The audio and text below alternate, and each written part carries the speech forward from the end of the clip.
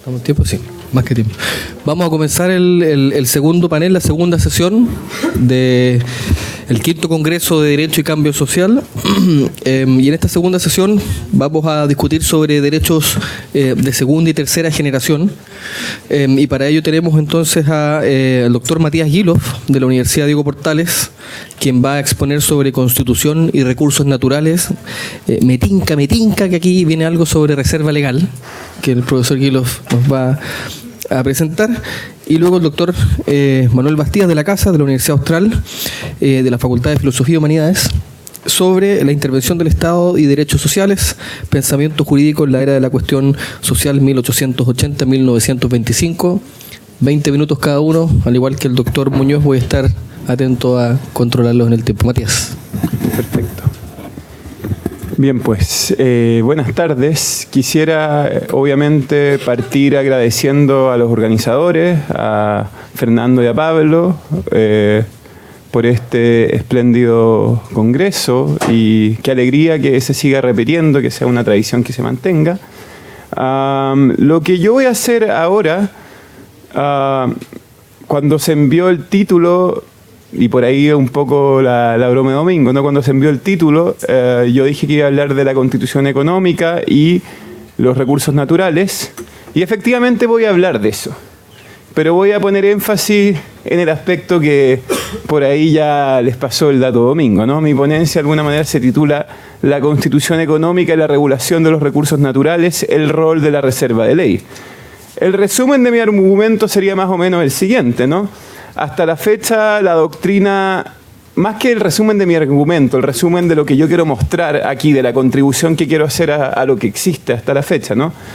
El resumen sería el siguiente. Hasta la fecha, la doctrina ha puesto énfasis en ciertas cuestiones de la Constitución económica, como los quórum especiales requeridos para autorizar actividad empresarial del Estado, en la protección del derecho a la propiedad privada frente a las limitaciones derivadas de la función social, y en la extensión del derecho de propiedad privada sobre los derechos de aprovechamiento de agua.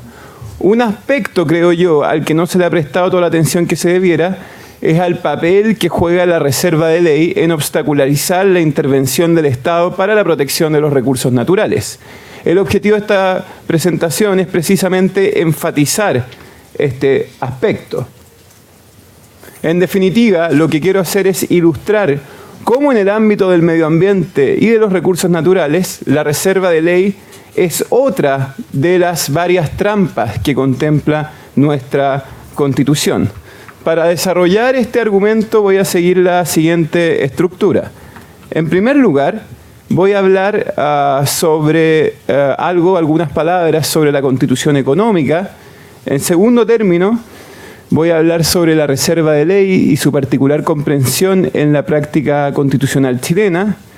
En tercer término, aludiré a cómo esta comprensión se retroalimenta para el efecto de obstaculizar la intervención del Estado en la protección de los recursos naturales con los mecanismos de veto que la Constitución contempla en el proceso legislativo. Y por último, voy a dar algunas ilustraciones del tipo de intervención estatal que es posible realizar bajo estas condiciones. Si el tiempo lo permite, formularé adicionalmente algunas conclusiones. Vamos entonces inmediatamente a lo que nos ocupa. Una primera cuestión que es necesario abordar aquí es esta idea de constitución económica, ¿no? ¿Por qué habría de establecerse cuando se diseña una constitución algo así como una constitución económica? ¿Qué se busca con una constitución económica? ¿Qué objetivos persiguen aquellos que insertan algo así como una constitución económica dentro de una constitución? Y lo cierto, o al menos para el caso chileno, lo cierto es que lo que se busca es que la Constitución no sea neutra en la determinación del modelo económico. Se busca, en otras palabras, que hayan ciertos modelos económicos que se puedan perseguir por las mayorías en el Congreso y otros que no se puedan perseguir. ¿Por qué esto de que la Constitución en sí misma adopte esta decisión? Principalmente por la desconfianza del rol del Estado como asignador de recursos. ¿De dónde viene, de dónde deriva esta desconfianza del rol del Estado como asignador de recursos? Deriva del pensamiento neoliberal y del pensamiento libertario. Si es que uno revisa esta literatura, la literatura neoliberal y la literatura libertaria, se va a dar cuenta que ahí se formulan una serie de distinciones entre cosas que de buenas a primeras parecieran ser similares, ¿no? Por ejemplo, en esta literatura se hace una distinción entre derecho y legislación. Algo que de buenas a primeras pareciera ser lo mismo, ¿no? En verdad la distinción, y así se formula en inglés, pero es difícil traducirla en español, es una entre rule of law, Estado de Derecho, y rule by law, el gobierno de la ley, entre el gobierno del derecho y el gobierno de la ley. Esta distinción del pensamiento neoliberal, sobre todo en la obra de Hayek, se funda en la indignidad de la legislación. ¿Por qué? Porque para Hayek la legislación se concibe como la materialización de la mera voluntad de ciertos hombres y mujeres que se organizan para alterar el orden económico, que no es otra cosa que el status quo. Esto se estima arbitrario e injusto, porque mientras la distribución de recursos preexistente ha evolucionado libre de toda injerencia del Estado, dice Hayek, la regulación que los distribuye, que los redistribuye, emerge como consecuencia de esta intervención. Consiguientemente, Hayek degrada la ley al mero nombre que se le asigna a cualquier cosa que emana del poder legislativo. Si esto es así, entonces, si es que la ley puede tener ese efecto, si es que la ley puede ser tan arbitraria, si es que la ley puede ser tan injusta, lo que hay que hacer es, siguiendo a Loughlin, supralegalizar. ¿Qué quiere decir esto? Regular en la Constitución misma, en vez de dejárselo a la política, algunos aspectos relativos a la intervención del Estado en la economía, lo que se hace por la consagración de una serie de derechos. Si uno revisa los artículos relacionados con la economía en el catálogo de derechos fundamentales, o los numerales, más bien dicho, relacionados con la economía, en el catálogo de derechos fundamentales contenido en la Constitución, se va a dar cuenta que una garantía que ahí se repite es la reserva legal. Para efectos de la regulación del medio ambiente y de los recursos naturales, interesa la reserva legal que se establece para el resguardo del derecho a la propiedad privada. Pasemos entonces al segundo punto, la particular comprensión de la reserva de ley en nuestra práctica constitucional y sus implicancias en el ámbito de la protección del medio ambiente y de los recursos naturales. Aquí el punto de partida, lo que se debe entender es que toda regulación destinada a proteger el medio ambiente y los recursos naturales va a incidir sobre el uso y goce de la propiedad. Eso es lo que se busca al regular el medio ambiente o al regular para proteger los recursos naturales. Limitar los niveles de uso preexistentes porque se estima que están generando daño. Por tanto, necesariamente, la regulación en materia de medio ambiente y de recursos naturales va a incidir sobre la propiedad. Ahora bien, habiendo dicho esto, ¿qué rol juega aquí la reserva de ley? Y para entender qué rol juega aquí la reserva de ley, quizás es necesario a estas alturas dar una definición operativa de lo que podemos entender como reserva de ley. Y en términos sencillos, uno podría decir que la reserva de ley puede ser entendida como la exigencia que sea la ley y no el reglamento la que establezca la regulación primaria de los derechos fundamentales, la que establezca la regulación primaria de aquel derecho fundamental para el que se encuentra contemplada. Ahora bien, la palabra crucial aquí es qué se entiende, qué se puede comprender por regulación primaria, porque la idea de la reserva de ley, ¿no es cierto?, es que sea la ley la que establezca la regulación primaria de aquel derecho que la Constitución sujeta a una reserva. Y ahí está el punto. Mayoritariamente, nuestra práctica constitucional ha estimado que se requiere que esta, vale decir, la ley, determine por sí misma, sin que pueda dejárselo a la discrecionalidad del órgano administrativo encargado de implementarla, y en términos precisos, la obligación de conducta del destinatario final de la norma. ¿Ok? Eso es básicamente la comprensión que se maneja en nuestra práctica constitucional de la reserva de ley. Que sea la ley la que predetermine la obligación de conducta del destinatario final de la norma. ¿Cuál es el problema para los que todavía no lo han podido vislumbrar? El punto es que tratándose de la regulación del uso de los recursos naturales, esto es sumamente disfuncional. ¿Por qué? Porque evidentemente los fenómenos relacionados con la contaminación y el uso sustentable de los recursos naturales son esencialmente variables y dependientes de cuestiones tales como la tecnología, el clima y la geografía, todas las cuales son imposibles de prever y formalizar de antemano. De esta manera, esto lleva a que la mejor técnica para regular este ámbito sea una que se apoye o en conceptos jurídicos indeterminados que puedan ser interpretados por el órgano administrativo y encargado de la implementación de manera sensible a la variación de todos estos factores antes aludidos, el clima, la geografía y la tecnología, o bien a través del establecimiento de procedimientos mediante los cuales estos órganos puedan dictar la regla final de conducta que será aplicable para el destinatario. O incluso podría ser una mezcla de ambas cosas, conceptos jurídicos indeterminados más procedimientos administrativos destinados a su precisión. A este tipo de legislación, la literatura la denomina legislación no transitiva. Sin embargo, esta técnica legislativa, esta que se vale de la legislación no transitiva, como uno ya podrá intuir a estas alturas, no resulta aceptable para la concepción de la reserva legal que se maneja en nuestra práctica constitucional. Y déjenme ilustrar el punto con un reciente ejemplo. Una sentencia que nuestro Tribunal Constitucional publicó la semana pasada. ¿Con qué dice relación esta sentencia? Dice relación con la orden de traslado que puede decretar el alcalde para una industria que se estime que genera molestia para la comunidad, que se estima que genera molestia para los vecinos. El artículo 62 de la Ley General de Urbanismo y Construcción permite al alcalde decretar el traslado de una industria que genere molestia para los vecinos. Ahora, para que esto llegue a pasar, para que esto llegue a suceder, tienen que pasar un montón de cosas, ¿no?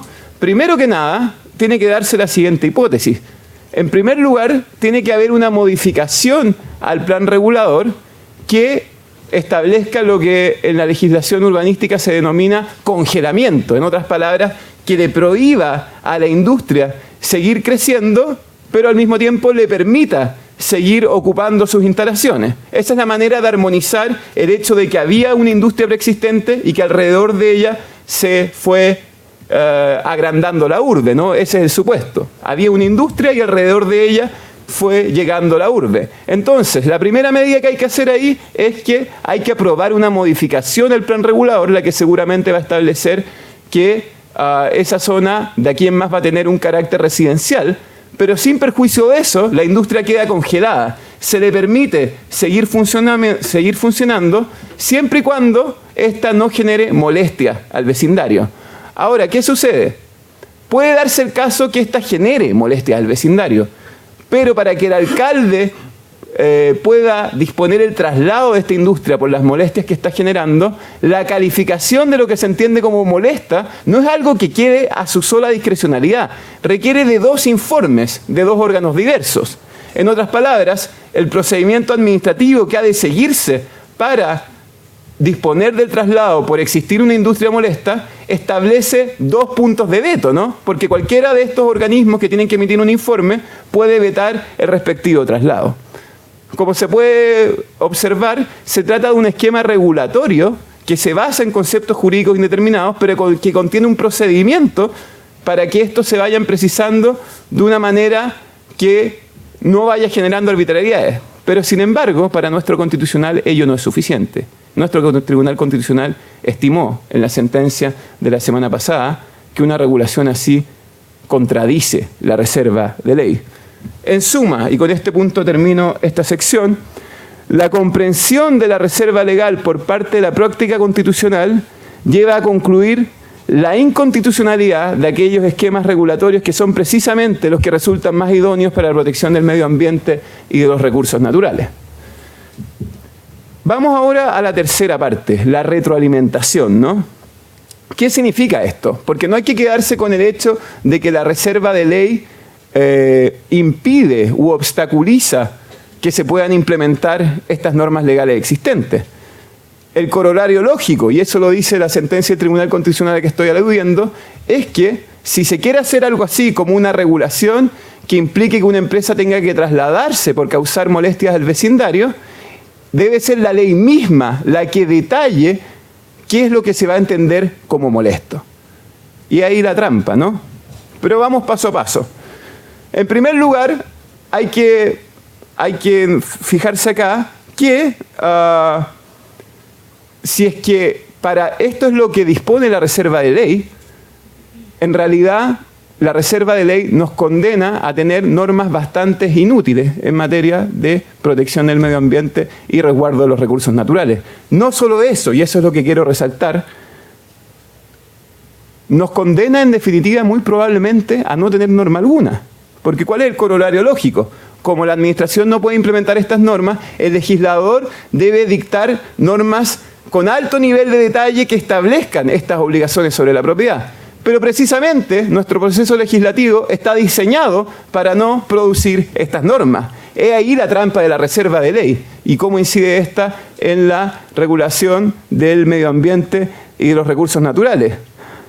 Ahora bien, en suma entonces, es así como puede apreciarse que en su aplicación a la regulación ambiental y de los recursos naturales, una comprensión así de la reserva legal se suma a la serie de trampas que establece la Constitución para neutralizar la intervención del Estado en el mercado.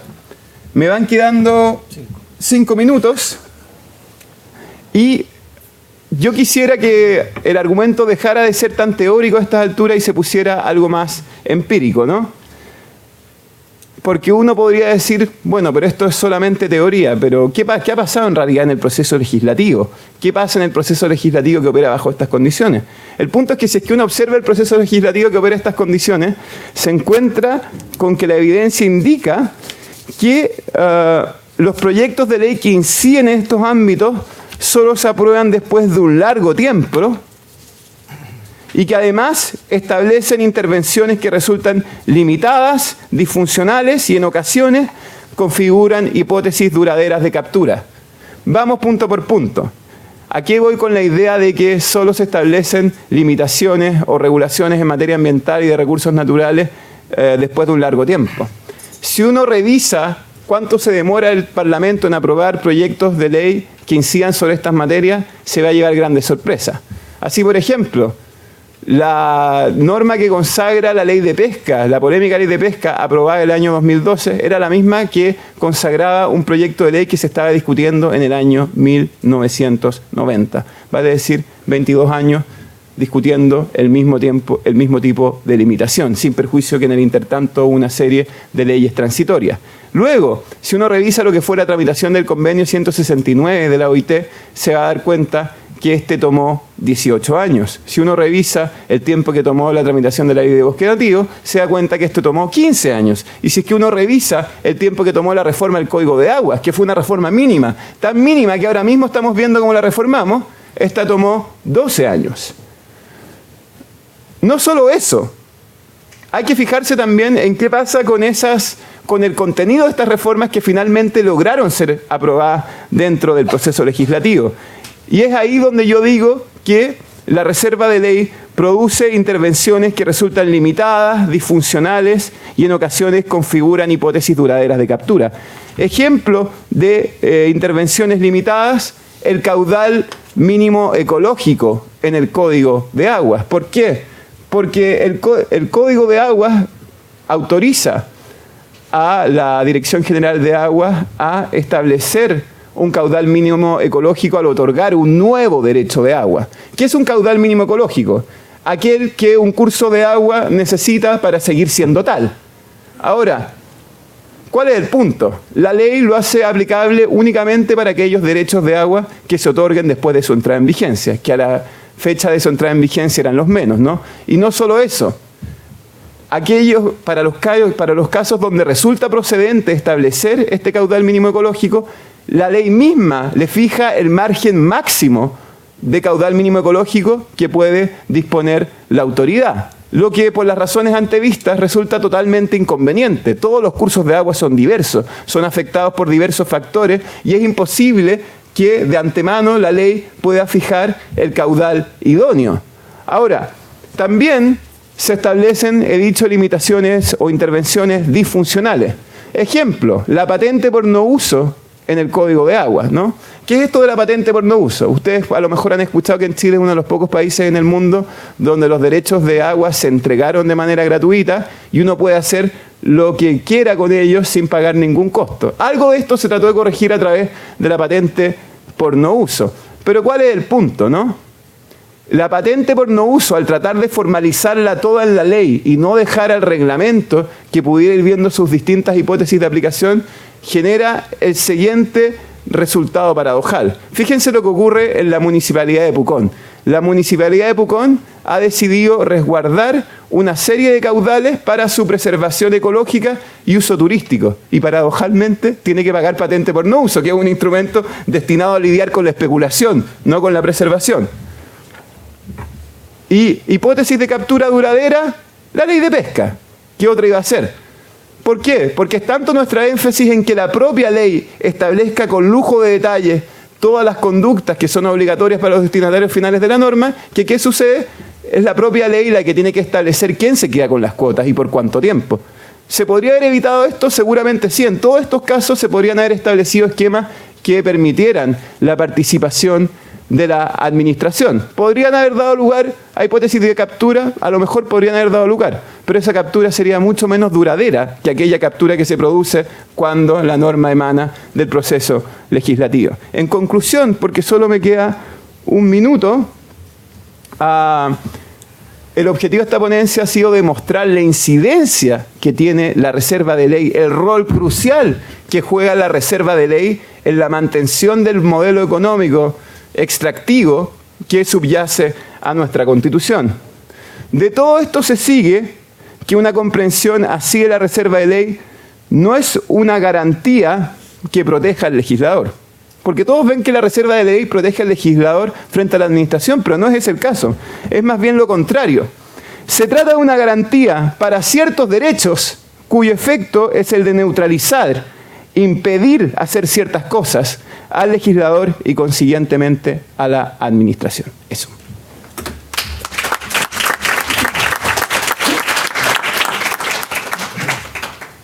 Gracias. Bueno, antes que nada, agradecer también a los organizadores por la invitación. Quizás valga aclarar que yo soy historiador, no soy abogado ni profesor de Derecho, y por eso mi texto pueda resultar algo esotérico en este contexto.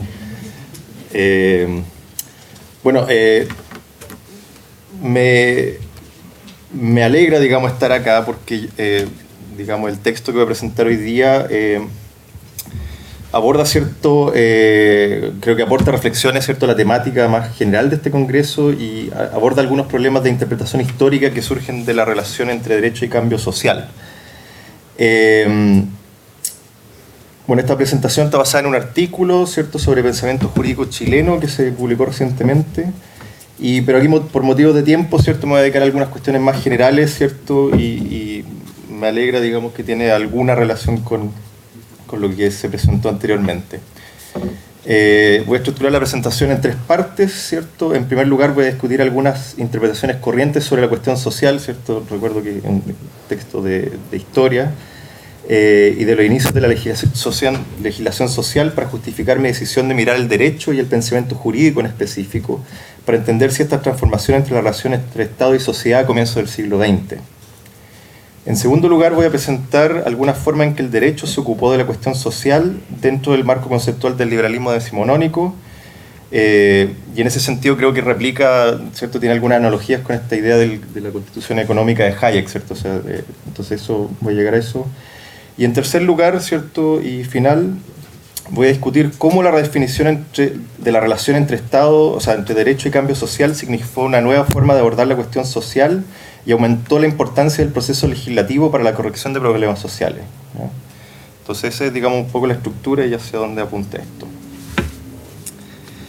En 1892, un joven Arturo Alessandri escribió su memoria de pruebas sobre el tema de las habitaciones obreras.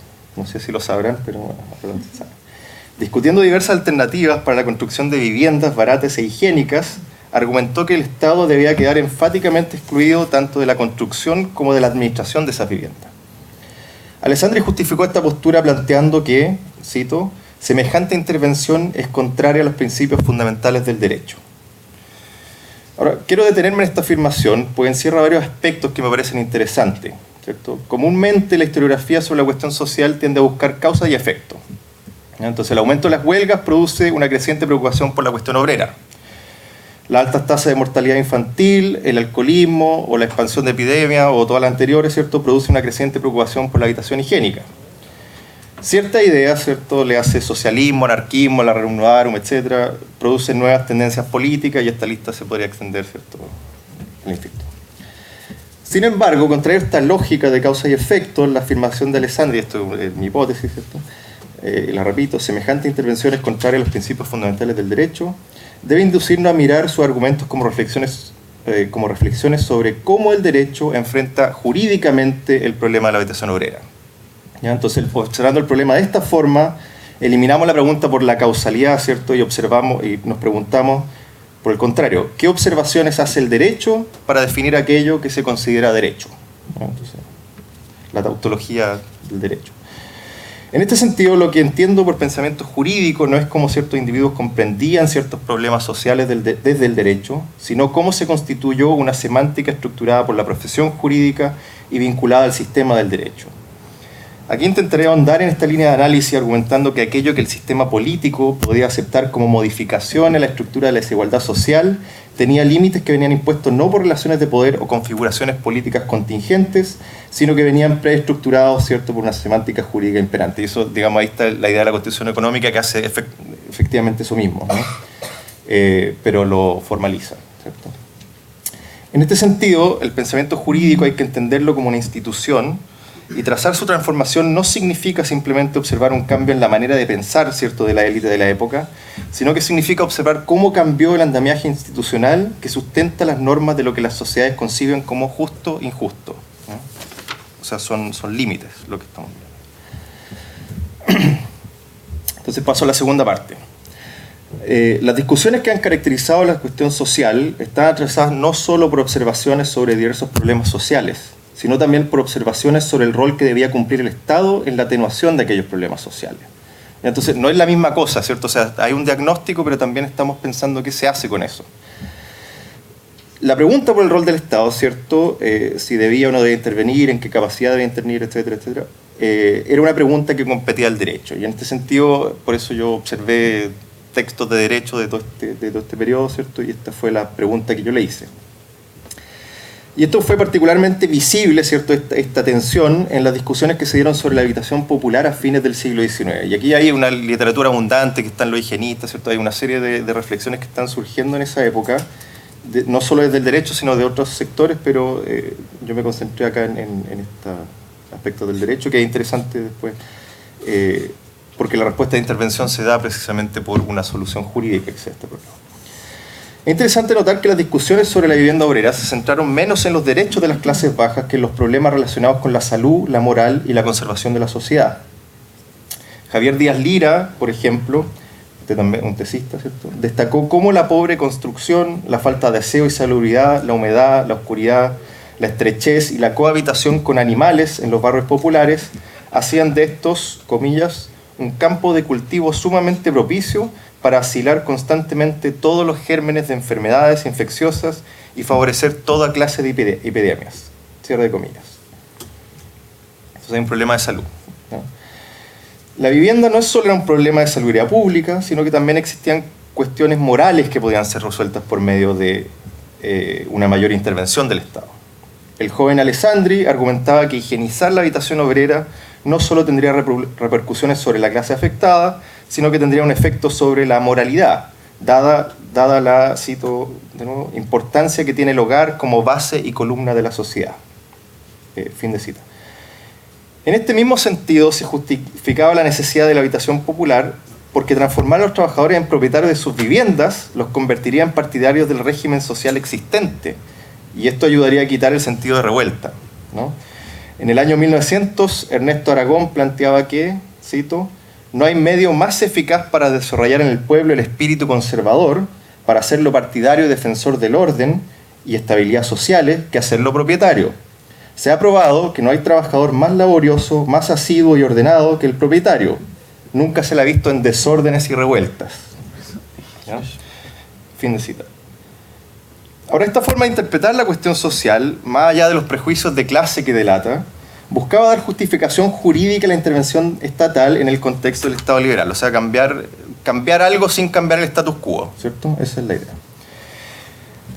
Es decir, buscaba formas que justificaran la intervención del Estado con medidas regulativas sin que eso contradijera el principio de no intervención del Estado en la esfera privada. ¿Ya? Este tipo de intervención se justificó por el llamado poder de policía, ¿cierto? El cual a fines del siglo XIX se interpretaba de forma restringida y reducía el campo de acción del Estado a acciones negativas tendientes a evitar situaciones en las que el orden social estuviera en peligro. ¿Ya? El Estado, por tanto, podía actuar haciendo uso del poder de policía solo en aquello que afectase el orden, la moral y la salubridad general de la comunidad. Y aquí me tengo un poco un paréntesis, ¿cierto? O sea, el punto de esto es que ellos no observaban estos problemas porque esos fueran los problemas, observaban estos problemas porque esos problemas eran relevantes para el derecho, ¿ya? Entonces eso digamos, es lo que estoy tratando de decir con esto. Porque habían otros problemas, ¿cierto? Pero ninguno de estos problemas era relevante en estas discusiones porque no tenían sustento jurídico. Esta doctrina constituyó, ¿cierto?, el argumento jurídico al que se apeló para introducir la temprana legislación social en Chile. Ya hacia la década de 1880 se utilizó este principio para el control de epidemias infecciosas a través de la Ley de Policía Sanitaria de 1886 y en la Ordenanza General de Salubridad de 1887, así como en el Reglamento de Conventillos de la Municipalidad de Santiago, aprobado en noviembre de 1901. Más importante, sin embargo, es que toda la discusión en torno a la vivienda obrera, hasta la promulgación de la Ley de Vivienda Obrera de 1906, se dio dentro del universo discursivo enmarcado por el poder de policía, entendido como el deber del Estado de mantener la salubridad pública, la moralidad y el orden. Cabe indicar que en todas estas disposiciones no se constituían derechos, y esta fue una cuestión que era reconocida por comentaristas de la época. Esto lo agregué porque es interesante. Eduardo Valdés Tagle lo planteó de la siguiente forma, cito: sabemos que existe el principio del deber social como base de la asistencia pública, pero de él y del infortunio no nace un derecho civil a la asistencia del gobierno, a establecer entre el derecho y los indigentes derechos y obligaciones. Solo nace un derecho moral, una obligación fundada en la equidad, en la conservación social, proclamada por la naturaleza y santificada por el Evangelio. Fin de cita. Ya, estamos casi. Con lo discutido en el apartado anterior, es imposible establecer alguna relación entre derecho y cambio social. Visto de forma abstracta, la discusión en torno a la higiene, la conservación y la moral era un intento de conciliar derecho y cambio social, ¿cierto? La respuesta que se da con el concepto de poder de policía puede decirse que era una forma de reconocer la existencia de cambio social sin que eso significara cambiar los principios fundamentales del derecho, para repetir la formulación de Alessandri, ¿cierto? Por la misma época en que se daban estas discusiones, nos encontramos con una forma diferente de entender el problema, de enfrentar este problema de derecho y cambio social, y es lo que me gustaría discutir en lo que queda de mi presentación. Una segunda corriente que se enfrentó con la cuestión social se dio por medio de una aproximación sociológica al derecho. Ahora, esto no es que los juristas se pusieran a hacer sociología, sino que, digamos, miraban a la sociología para comentar el derecho, ¿cierto? Según lo que yo he podido constatar, las primeras discusiones en este sentido se dan hacia 1889 en las discusiones sobre la reforma a la enseñanza del derecho impulsadas por el entonces ministro de Justicia e Instrucción Pública, Julio Bañados. Aquí, tanto Bañados como Valentín Letelier abogan, con matices diferentes, por una enseñanza más científica del derecho. ¿Ya? Y aquí es la sociología, o sea, esta facultad tiene esa tradición, seguramente, ciencias jurídicas y sociales, ¿no? Esto, ¿cierto? Una ciencia del derecho, como lo concebía Letelier, consistía en hacer uso de la historia y la comparación para, cito, averiguar averiguar el origen social y el desarrollo orgánico de las instituciones y de los principios jurídicos. Esta noción de la ciencia jurídica concebía el derecho como, cito, expresión exacta de relaciones sociales que se desarrollan y existen independientemente de la voluntad o de la declaración legislativa. Esto es, se daba un fundamento sociológico al derecho. Entre la perspectiva liberal decimonónica, que expliqué anteriormente, ¿cierto?, y la sociológica, existía una diferencia fundamental en la forma de concebir la temporalidad y por ello la contingencia del derecho. La primera, como es bien sabido, se fundaba en la noción de derechos subjetivos y situaba su origen en la naturaleza o la razón humana, ¿ya? Pero está fuera del ámbito de acción política o legislativa. Marco Gutiérrez Martínez, por ejemplo, señalaba que el derecho de propiedad era un derecho, o sea, cito, derecho innato, indiscutible, ¿ya?, que no surgía de ningún tipo de pacto ni de las leyes civiles, sino que tenía un origen filosófico y racional surgido inmediatamente de la naturaleza. Ya sea que se entendiese como un origen histórico o como un origen conceptual, la característica central de esta forma de entender el derecho era su atemporalidad y por tanto la ausencia de contingencia. Es decir, digamos que no hubiesen cambio al status quo, ¿ya? La expectativa de que aun cuando hubiese cambio social, el origen del derecho permanecía inalterado. La perspectiva sociológica, por el contrario, exigía reconocer la temporalidad y la contingencia del derecho. Para Letelier, el problema de las concepciones metafísicas del derecho natural era que se partía de argumentos artificiales, basándose en, cito, instituciones sociales cuyo origen nos es desconocido, fin de cita, y transformaba en principios universales aquello que, comillas, solo es contingente y de unos periodos de la historia humana, cierre comillas. Alejandro Álvarez también destacaba los problemas que surgían por, cito, considerar las instituciones del presente, por el solo hecho de que existen, como la forma definitiva y necesaria de las cosas, y como la fórmula invariable que siempre han tenido y por consiguiente siempre deberán tener. Fin de cita. Para Álvarez, estas nociones debían darse por superadas, dado que el estudio de las instituciones jurídicas demostraba que ninguna tenía, comillas, el sello de la inmutabilidad, y que los principios del derecho se fundaban no en la naturaleza humana, sino en las necesidades sociales. Para Letelier y otros juristas de la época, la cuestión social era la manifestación evidente de omisiones en las que había incurrido el derecho al fundarse sobre conceptos obsoletos derivados del derecho romano y al haberse inmunizado del cambio por medio de las doctrinas del derecho natural. Entonces el problema es la solidificación de estos principios sin que eso diera paso a la posibilidad de transformación social, o de que el derecho se ajustara a las transformaciones sociales. Crecientemente se entendió que las condiciones de producción que predominaban a fines del siglo XIX, la función del derecho se convirtió en la, cito, la de proteger el derecho de los individuos económicamente solventes.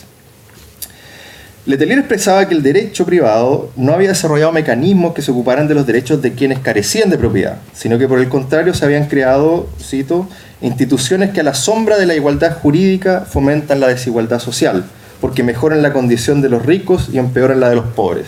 Fin de cita. Sí, no. Esta forma de argumentar dejaba en evidencia que los problemas sociales que aquejaban al país no se debían a la escasa intervención del Estado, sino a la unilateralidad de esa intervención. Comillas, el Estado se ha convertido en un instrumento de explotación en la mano de los que lo poseen, decía Eduardo Pantaleón Fontecilla en 1907. Esto es un abogado. Esta situación generaba una paradoja. ¿Cómo era posible que el derecho, fundado en principios abstractos de igualdad y libertad, generara condiciones de desigualdad y dominación? La respuesta que se encontró fue que si el derecho ya no se fundaba sobre nociones inmutables, era posible transformarlo deliberadamente para transformar las condiciones sociales existentes, corrigiendo, por ejemplo, por vía legislativa los problemas que estaban en la base de la cuestión social. Y esta noción ya empieza hacia el 1900, ¿cierto? Entonces, la legislación social que viene después hay que entenderla dentro de este contexto. Esto significaba que el primado de los principios y orígenes se reemplazaba por el de los resultados, producir resultados equitativos y que incrementaran la autonomía. Estas nociones fueron el fundamento de lo que en la época se denominó la renovación del derecho o la creación de un nuevo derecho. Y esos son conceptos que se usaban en la época. Y básicamente consistió en dar reconocimiento jurídico a la condición del trabajador. Para concluir, ¿cierto? Me gustaría retomar algunas ideas que presenté al comienzo, ¿cierto? Si nos ocupamos de las discusiones de la cuestión social como observaciones hechas desde el derecho para definir aquello que se considera derecho, vemos que se abren nuevas formas de interpretar el periodo que escapan las nociones clásicas fundadas en la lógica de causa y efecto tradicionales de la historiografía. Y por último, quise también comenzar refiriéndome a Alessandri por el significado que tiene su gobierno en la redacción del Código del Trabajo, la introducción de leyes sociales y la inclusión de derechos sociales en la Constitución de 1925. El que Alessandri asumiera postura intervencionista ha sido calificada por algunos, ¿cierto? Y en concreto estoy pensando en Julio Heinze González, como un cambio de actitud, ¿cierto? Relacionado con la campaña senatorial de Tarapacá de 1918, donde él fue al pueblo, ¿cierto? Sin embargo, yo me inclino a pensar que ya hacia 1920 este proceso, ¿cierto?, de renovación del derecho estaba llegando a su conclusión. Es decir, la intervención estatal se estaba convirtiendo en uno de los principios fundamentales del derecho. Muchas gracias.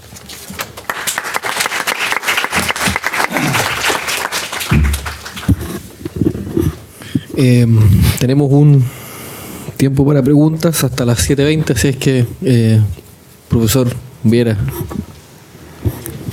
Hay un micrófono que necesitamos para que se escuche, por favor. Gracias. Ahí.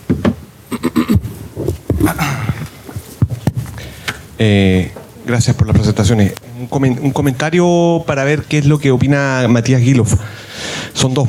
Lo primero, en el caso de la Constitución Económica, que pasaste bien por encima en todo caso en tu presentación, te detuviste más en lo segundo, es un reflejo de la tensión que existe entre el derecho y la economía. Comparto contigo que en el caso de la Constitución, y por lo mismo, la Constitución Económica es una estructura de tipología abierta y que supone apertura histórica y dinamismo comprensivo, es decir, que debería ir actualizándose. Si esto es así, comparto contigo tu apreciación en torno a la Constitución Económica chilena como neoliberal. Pero no comparto contigo que esto es por el contenido de la Constitución, sino que es más bien la interpretación que se ha hecho de ella por una corriente hegemónica. Y para eso se inventaron ciertos principios y se ha utilizado mañosamente la normativa, porque uno podría decir, la Constitución Económica puede tener otra interpretación si le aplicamos función social a la propiedad, o si interpretamos la cláusula moral a la libertad de empresa en clave social también. O sea, el tema es hermenéutico. Y lo segundo, en cuanto a la reserva legal, la verdad a mí me es indiferente si es reserva legal como garantía o dejamos todo esto a la regulación de la administración. Porque ambas versiones pueden generar abusos de parte de la hegemonía dominante. Por lo tanto, el problema, creo yo, que en definitiva es de práctica política de lo que hacemos con la Constitución. Y ahí relaciono con lo que señalaba Fernando en sus observaciones finales. Es la falta de consistencia normativa, pero sobre todo histórica, de las regulaciones que nosotros queremos canonizar. Fernando. Me encanta. Me dan ganas de polemizar con la interpretación de Cristian que yo he suscrito y a veces dejo de suscribir. Y en este momento creo que me resulta más interesante decir que el punto no es cuál sea la ubicación de los conceptos, sino cuáles son los conceptos que estructuran la realidad. Entonces, claro, en la Constitución hay cláusulas que son sociales, una de ellas que se remonta a Alessandri, que es la de la función social de la propiedad, pero el punto es que esa es una mención al paso. O sea, si uno dijera que la Constitución es la suma de todos los textos que entendemos como constitucionales, probablemente lleguemos a la conclusión de que esa mención al interés social de la propiedad, a la función social de la propiedad, tiene menos menciones en todo el corpus constitucional que las que tiene la propiedad, la libertad, y probablemente son más constitucionales las interpretaciones que hagan ciertos profesores de la Universidad Católica sobre el artículo 19, número 24, que esta cláusula de interés, esa de función social de la propiedad. Entonces, yo estoy de acuerdo contigo, todo texto es polisémico y es abierto a la interpretación, y la propia Constitución de 1980 no escapa de eso, porque sí, en su textualidad están esos elementos. Lo que pasa es que al final nos olvidamos, como tú también lo estás diciendo en el fondo, nos olvidamos de eso, o sea, se olvidan algunos. Pero yo quería quería hacer una observación a la presentación de Manuel. No sé si es un comentario o una pregunta, pero me parece interesante pensar que lo que está pasando en los años 20 es una discusión sobre cuáles son, una observación desde el derecho sobre cuáles son las condiciones de posibilidad del mismo derecho. Yo entiendo que en el fondo al decir que al expresar esta preocupación por la moralidad y por la salubridad pública, lo que en el fondo hay una preocupación desde el derecho por las condiciones de posibilidad del derecho, es decir, el orden social. En la medida en que estos elementos hacen peligrar el orden social, estos elementos que hasta hacía 70 años o 40 años no eran preocupaciones jurídicas, porque daba lo mismo, si los peones gañanes se mueren de hambre, da lo mismo, porque se mueren de hambre y no peligra con eso el orden hacendal.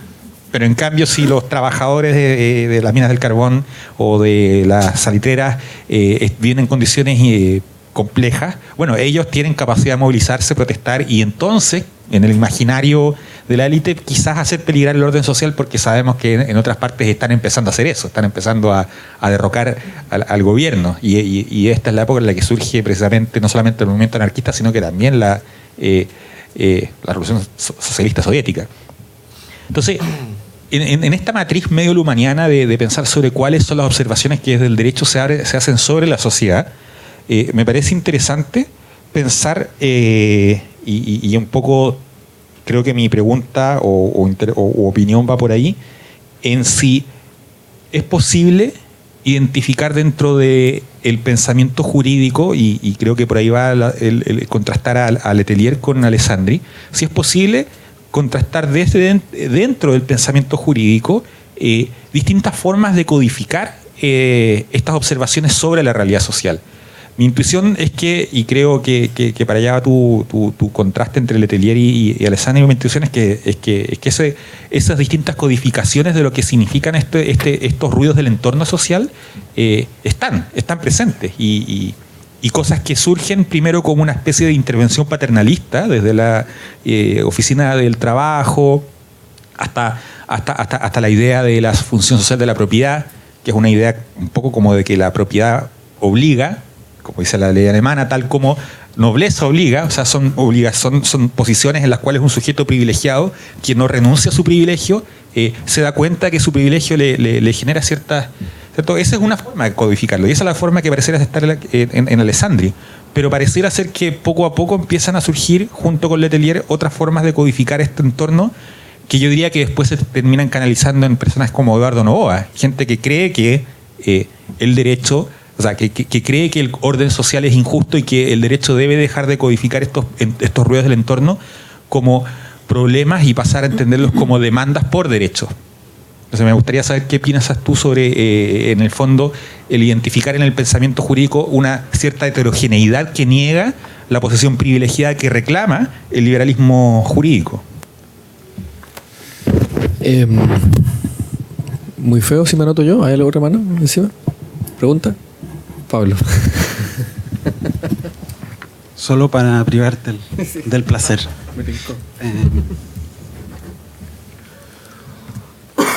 Sí, puede ser que sea una limitación disciplinaria, ¿no? Pero y quizás estoy reiterando la pregunta que está haciendo Fernando, pero bueno, quizá porque no entendí nada de lo que dijo Fernando.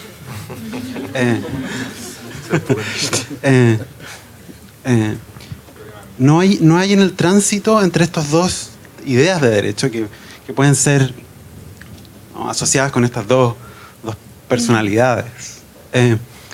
Un cambio de un cambio de visión de un derecho premoderno, ¿no?, a uno moderno, o sea, esas son las etiquetas que uno puede ocupar, ¿no? Un derecho que es predeterminado desde la filosofía o desde la moral o desde que es naturalizado, ¿no?, a un derecho que se vuelve autorreferente, ¿no?, que determina sus propias condiciones de aplicación, ¿no? Y esa es la impresión que, bueno, y todos los guiños terminológicos lumanianos, ¿no? Me sugerían eso. Entonces, mi pregunta es, si esa es, o se puede entender ese tránsito, ¿no? En esos términos, en términos de un tránsito de modernidad, que en este caso es una modernidad, supongo, de un tránsito a la modernidad tardío, desde un punto de vista histórico, ¿no? Igual voy a hacer el comentario, no, solo para complementar lo que decía Fernando y Pablo, de hecho también Manuel, porque mi pregunta es de dónde está evaluándose el cambio social en el trabajo que estás presentando, porque una cosa es que el derecho pueda responder a los cambios que se verifican en la sociedad, caso en el cual efectivamente lo de Alessandri queda en desuso por la fuerza de las circunstancias. O sea, el derecho en verdad era permeable a las circunstancias sociales y no era pura presión u opresión al cambio social. ¿Y qué tanto en verdad hay de cambio social cuando el derecho responde a esos reclamos que vienen desde afuera del derecho y el derecho los juridifica en algún sentido?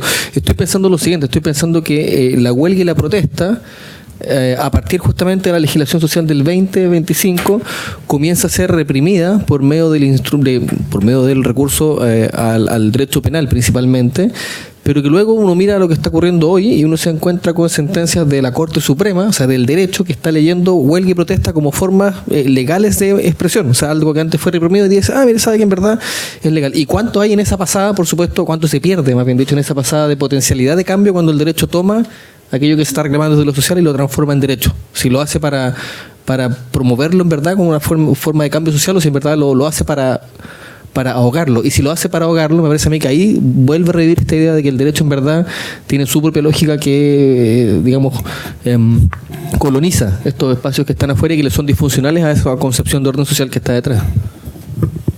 Después hacemos una segunda ronda de preguntas. Vale. Ya. Bien.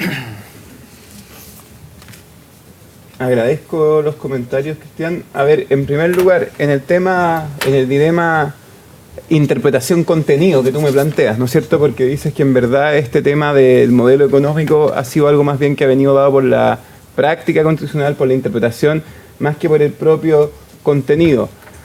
A ver, yo creo que depende de los anteojos o de los, si quieres, de los numerales desde los cuales tú observes el problema. Y a mí en el caso del 19, número 21, en la regulación del Estado empresario, yo no tengo mayores razones para pensar que ahí se establece un modelo económico determinado. Yo en ese sentido me compro la tesis de Vallejo y Pardoux.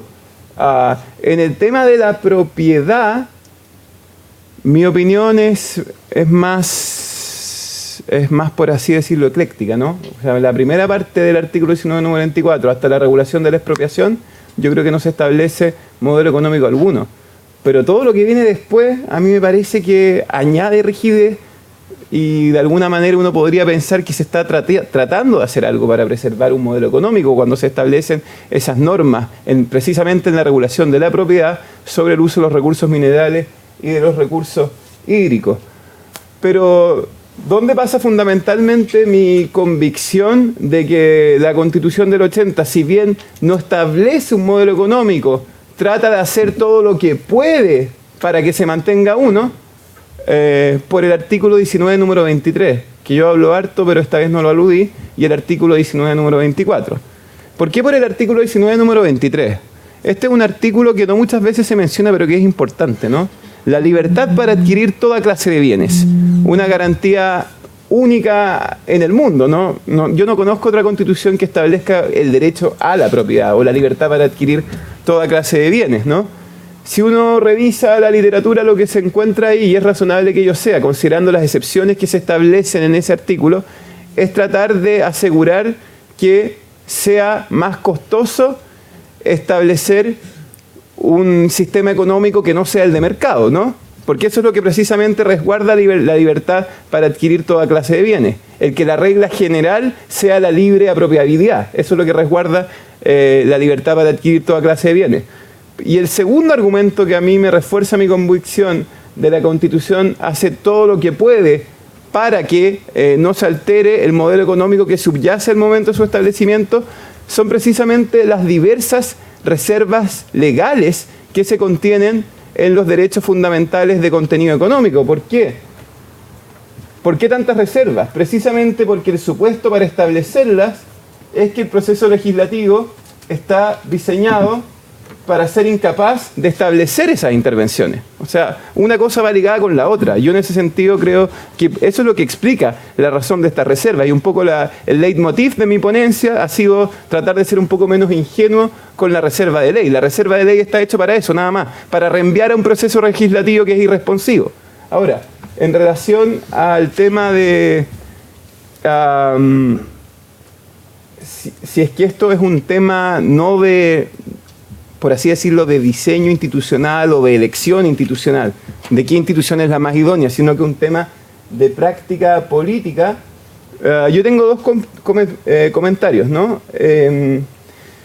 Por un lado, si el énfasis de mi presentación ha sido en cuál es la manera más idónea en que el Estado puede intervenir para la protección del medio ambiente y los recursos naturales, ¿no?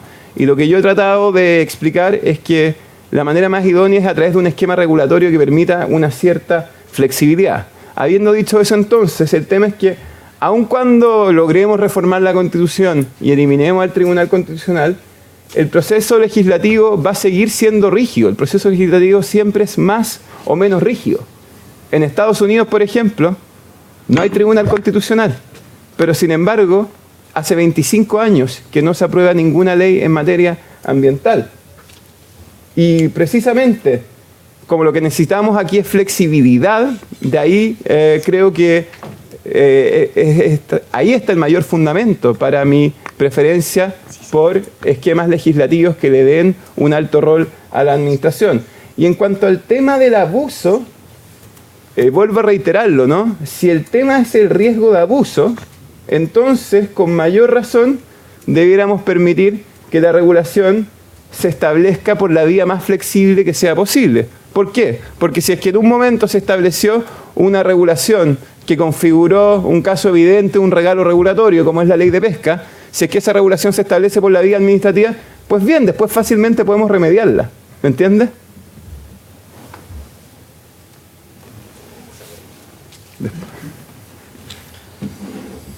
Ya, muchas gracias por las preguntas, comentarios.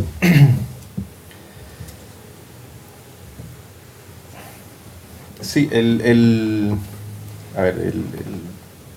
texto no era realmente así esta dicotomía, sino que en el fondo era mostrar...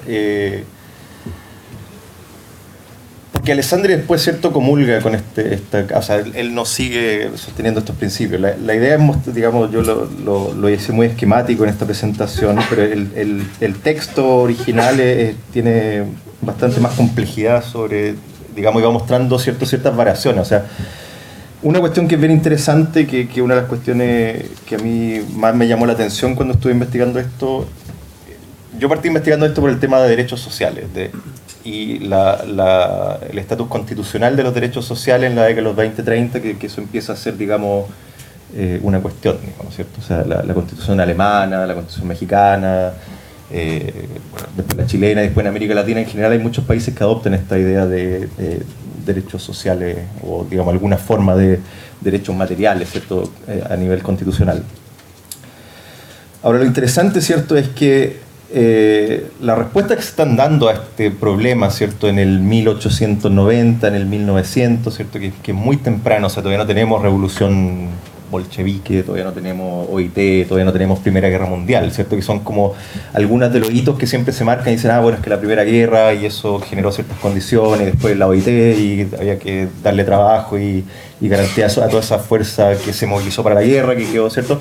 Entonces hay una serie de cuestiones donde se establece eso. Entonces lo que uno está viendo es que en realidad todos estos debates vienen de mucho antes, ¿cierto? O sea, ya en el 1908 hay juristas, ¿cierto?, latinoamericanos que están hablando de una oficina internacional latinoamericana del trabajo, ¿cierto? En 1908, 10 años antes de que se creara la Oficina Internacional del Trabajo. Y lo interesante de estos debates a principios del siglo es que yo lo que estaba buscando era, digamos, referencias constitucionales, o sea, dónde estos temas empiezan a ser tema constitucional.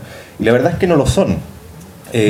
son temas del Código Civil, ¿cierto? O sea, ellos lo que estaban, digamos, discutiendo era cómo se introducían estos principios sociales no en una constitución, o sea, no era al nivel del derecho público, sino en el derecho privado.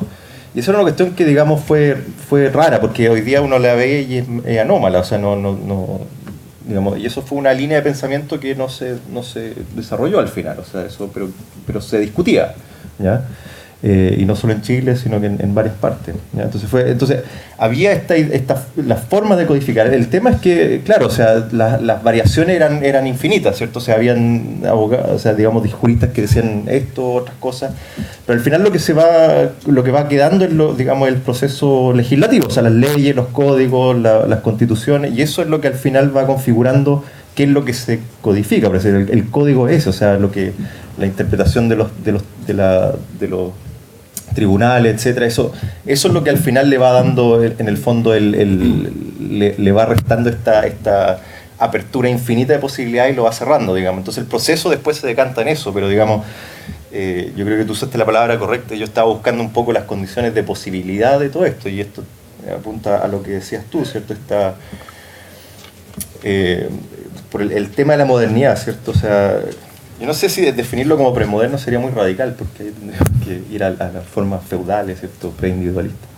Como que suena a eso, ¿no? Claro, lo que pasa es que yo entiendo, y Luhmann quizás lo diría un poco así, ¿cierto? O sea, porque digamos, el paso a la modernidad para Luhmann es un cambio en la temporalidad, o sea, la concepción del tiempo. Las sociedades modernas se caracterizan por una orientación al futuro.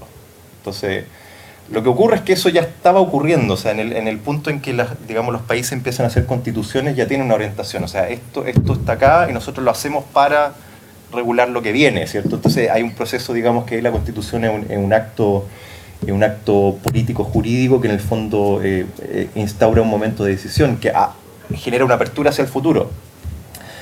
Lo que ocurría sí es que la interpretación jurídica, ¿cierto? O sea, como el derecho hablaba de estas cosas, es que después decía, bueno, pero es que nosotros cuando hacemos la Constitución en realidad hay ciertos supuestos sobre los cuales, ¿cierto?, la Constitución se funda. O sea, digamos, sigue estando esa dualidad, digamos, de que se hace el acto fundante, pero el acto fundante se hace sobre ideas que en el fondo están preestablecidas, que la Constitución no funda, sino que vienen preestablecidas, digamos. Y por eso todas las constituciones del siglo XIX son más o menos similares, ¿no? Pero lo que está ocurriendo, ¿cierto?, en esta fase, ¿cierto?, cuando se le empieza a dar más ¿cierto?, primacía, ¿cierto?, al proceso legislativo, diría yo. O sea, que en el fondo estamos diciendo el proceso democrático se abre también. O sea, no es solamente que la Constitución instaura estos principios, no son estos principios que vienen de la naturaleza humana o ¿cierto?, de alguna definición de ese tipo, sino que se abre, ¿cierto?, al proceso democrático. Entonces, ya la decisión de lo que va a ser ley no lo dice un origen, ¿cierto?, abstracto, sino que lo dice la correlación de fuerzas que se dé en un momento en un parlamento, y eso va a decidir cómo va a ser de aquí para adelante. Entonces ahí, claro, yo creo que aquí el derecho hace esta cosa, digamos, que en un segundo momento, digamos, de apertura pero es como apertura a la contingencia más que, digamos, ¿cierto? Entonces, y lo otro también es el cambio de orientación, o sea, ya no nos orientamos a los principios, nos orientamos a los resultados, y eso es fundamental. O sea, eso es porque en el fondo lo que queremos producir no son la reproducción de lo que ya hay, sino que es producir condiciones que nosotros consideramos deseables. Y esa apertura es la nueva. Y lo otro, yo no sé si entendí bien tu pregunta, pero voy a tratar de responder. Que era esta idea, ¿cierto?, de por ejemplo, tuviste el ejemplo de la huelga, ¿cierto? Entonces, claro, la huelga es un tema que cómo se elabora en esa época, por lo menos, digamos, en esa época, claro, o sea, en esta idea la huelga estaba vinculada, ¿cierto?, a la relación contractual. Entonces la huelga se consideraba ilegal, por ejemplo, si es que, o sea, habían condiciones en que la huelga era ilegal, o sea, y habían condiciones en que la huelga es legal, ¿cierto? O sea, la huelga es legal en la medida en que el patrón no cumpla lo que tenía estipulado en el contrato, y por tanto ahí el obrero puede rebelarse porque hay una ruptura del contrato. Pero en general las huelgas no se daban por eso, las huelgas se daban por variaciones en los precios, ¿cierto? Y digamos que tenían que ver con fluctuaciones económicas, etc. Entonces lo que ocurría es que las huelgas en general se daban por esta situación donde no cambiaba la relación contractual, sino que cambiaba la circunstancia social. O sea, la plata que me están pagando ya no alcanza para, sostenerme. Entonces, ¿qué hago? Pido aumento de sueldo, por ejemplo. Y ahí la huelga es ilegal, porque lo que está tratando de hacer el obrero, ¿cierto?, en la interpretación de esta época es unilateralmente cambiar las condiciones del contrato y por tanto es una ruptura de la relación contractual. Ahora después esto cambia, ¿cierto?, después se legisla, ¿cierto?, y se entiende que la huelga se establece como derecho y bueno... pero en el fondo yo no sé si... tú mencionabas esta idea como de la intencionalidad, si el derecho trata de generar el orden o mantener el orden. Yo creo que esa es la función del derecho, o sea, el derecho está ahí para estabilizar expectativas, o sea, no es otra cosa que eso, o sea, lo que, digamos, uno podría decir, bueno, esa es la función que tiene que hacer el derecho, de ordenar, pero en el fondo, cómo uno define el orden es ya lo que entra, digamos, a ser materia que cambia, fluctúa y eso, digamos... pero como es complejo el proceso, yo no vería intencionalidades, digamos, nunca, o sea, eso es lo que, por eso, digamos, estas reflexiones sobre, digamos, por qué no hay causa y efecto, digamos, porque en el fondo la complejidad de lo que entra a la decisión, digamos, al momento de legislar, o todos estos debates que se están dando previo a la legislación, no se fundan en una situación específica, aunque se mencione, ¿cierto? O sea, porque nunca, cuando uno dice, bueno, es que hay unas huelgas, ¿cierto?, y está ahí el alboroto, claro, la gente está pensando en eso, pero también está haciendo referencia a otros casos, o sea, porque ellos no parten de esa huelga y ahí se ponen a pensar, ¿cierto? Hay otros casos que son antes, que se dieron en Francia, que es lo que decías tú, hay observaciones, el derecho comparado se hace muy importante en este periodo, pero por eso, porque la observación ya escapa el límite, digamos, nacional, ya no es la ciudad lo que se está observando, no son condiciones, ¿cierto?, de un patrón y un obrero, ¿cierto?, es abstracto, entonces, y en ese sentido, ¿cierto?, todas las huelgas que han habido, ¿cierto?, entran al proceso. Entonces, ahí ya la causalidad no es tan directa, o sea, por eso yo siempre también me hice esta pregunta cuando presenté frente a historiadores, y yo le decía, pero ¿qué huelga? O sea, porque en el fondo, a mí me pasaba, o sea, si están leyendo a un autor francés que escribía sobre huelga en 1860, ¿estamos hablando de esas huelgas también?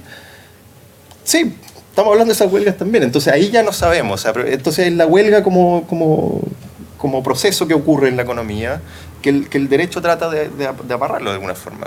Y el proceso es largo, entonces son esos 50, 60 años que hay intercambio. Entonces por eso yo, digamos, si nos ponemos así a ver la complejidad en serio del tema, inabarcable. Y por eso, digamos, hay que reducirlo a esta forma que yo digo, bueno, que entonces, ¿qué es lo que están mirando? Están definiendo este puro proceso. O sea, ¿qué hago yo con esto en términos de derecho?